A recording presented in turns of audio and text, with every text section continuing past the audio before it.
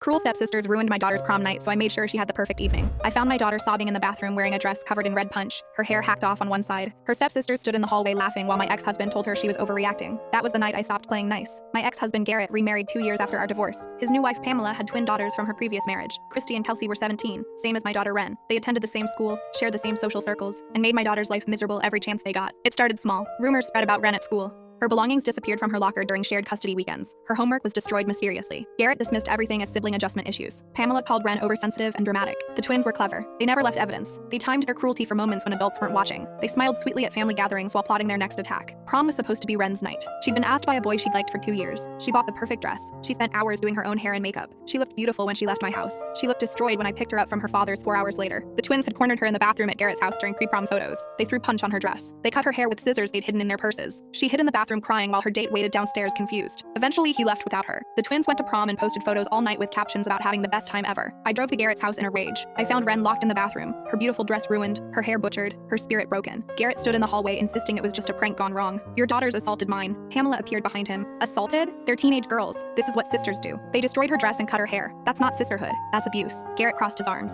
You're always making Ren into a victim. Maybe if she tried harder to fit in with the girls. I didn't argue. I took Ren home, but I wasn't finished. The next morning, I made phone calls. I contacted the mother of Ren's prom date and explained what happened. I contacted the school counselor about the ongoing harassment. I contacted a family lawyer about modifying our custody agreement. Then I planned something special. I called every friend Ren had and invited them to my house the following Saturday. I rented a professional dress from a formal wear shop. I hired a hairstylist to fix what the twins had destroyed and create something even more beautiful. I transformed my backyard into a fairy tale setting with lights and flowers and a sound system playing Ren's favorite songs. We threw her the prom she deserved. 23 friends showed up in formal wear. Her date came with an apology and flowers, horrified when he'd learned what actually happened. They danced under string lights until midnight. Ren smiled more that night than she had in months. The photos went online. They went viral within our community. Comments poured in asking why Ren had 2 proms. Her friends told the truth. The twins' cruelty became public knowledge. Parents who dismissed my concerns suddenly believed me. The school launched an investigation into bullying. Christy and Kelsey faced consequences for the first time. They were suspended for the remaining 2 weeks of school. They were banned from graduation ceremonies. Their college acceptance letters were reviewed after the school reported disciplinary issues. Garrett called screaming about how I'd ruined his stepdaughter's futures. I reminded him that his stepdaughters had tried to ruin his biological daughter's present. Pamela sent threatening messages about defamation. My lawyer sent back documentation of every incident I'd reported over 2 years that Garrett had ignored. The custody agreement was modified. Ren no longer had to spend weekends at her father's house unless she chose to. She rarely chose to. Last month, Ren graduated high school with honors. She's starting college in the fall with a scholarship for creative writing. Her essay about overcoming bullying won a regional competition. Christy and Kelsey graduated quietly with no celebration.